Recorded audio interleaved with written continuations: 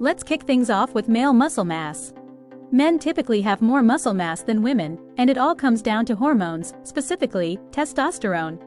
Testosterone is a key player in muscle development, and men have significantly higher levels of it compared to women. This hormone promotes muscle growth and increases the size and number of muscle fibers.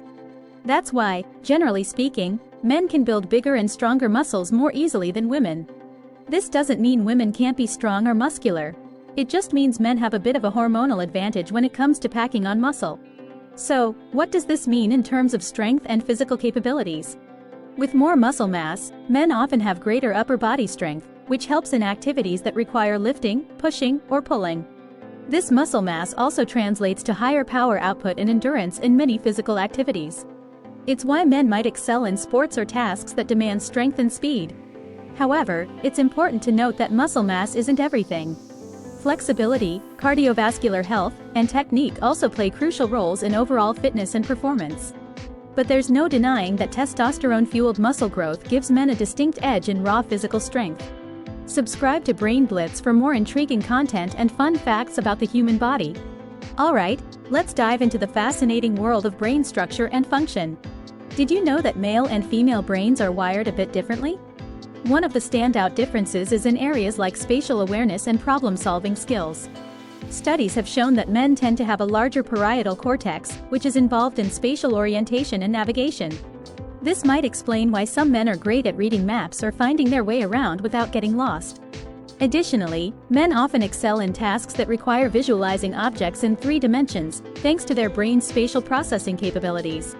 But how do these brain differences play out in everyday life? Well, you might notice that men are often more comfortable with activities that involve navigating physical spaces, like driving or playing certain video games. Problem-solving skills also come into play, especially in scenarios that require quick, logical thinking and strategizing. This doesn't mean that women can't excel in these areas, far from it. It's just that the male brain might have a slight edge in specific tasks due to these structural differences. These brain traits can influence career choices, hobbies, and even how men approach challenges and puzzles in their daily lives.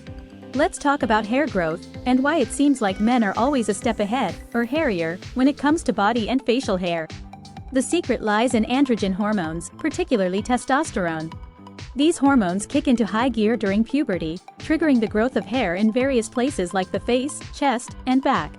While everyone has androgen hormones, men have them in much higher levels, which is why they end up with more noticeable body and facial hair. This can lead to everything from a lush beard to a hairy chest, depending on genetics and individual hormone levels. But what does this mean in terms of cultural perceptions and grooming trends? In many cultures, a full beard or a hairy chest is often associated with masculinity and maturity. Some see it as a sign of ruggedness and strength, while others might associate a clean-shaven look with professionalism and neatness. Grooming trends can vary widely. Some men embrace their natural hair and let it grow wild, while others prefer to keep things trimmed or even go for the smooth, hairless look. Products like beard oils, trimmers, and waxing kits are all part of the toolkit for modern grooming. Ultimately, how a man chooses to manage his hair can reflect personal style, cultural influences, and even social trends, making hair growth a fascinating aspect of male identity.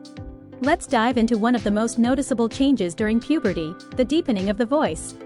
During puberty, boys experience a surge in testosterone, which triggers the growth of the larynx, or voice box, and the lengthening of the vocal cords. This transformation is what causes the voice to drop and become deeper.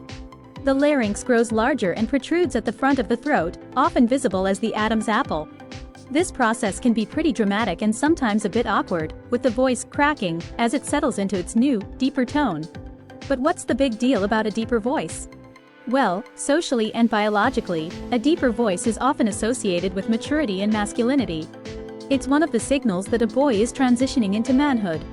A deep voice can command attention and convey authority, which can be advantageous in social interactions and professional settings. Biologically, a deeper voice has been linked to higher testosterone levels, which might play a role in attracting potential mates, signaling genetic fitness and strength. So, that voice drop isn't just a random quirk of puberty, it's a significant change with both social and biological implications.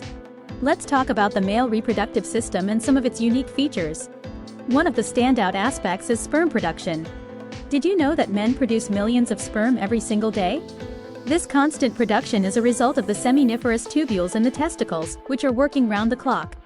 Each sperm cell takes about 74 days to mature fully, but since the process is continuous, there's always a fresh supply ready. Another important aspect is testicular health. The testicles need to stay a few degrees cooler than the rest of the body, which is why they hang outside the main body cavity in the scrotum. This cooler environment is crucial for healthy sperm production and fertility. Maintaining reproductive health is vital, and regular checkups play a big role in this. It's important for men to be aware of their reproductive health and to have routine examinations to catch any potential issues early. Regular self-exams can help detect testicular cancer, which is most common in younger men but highly treatable if caught early.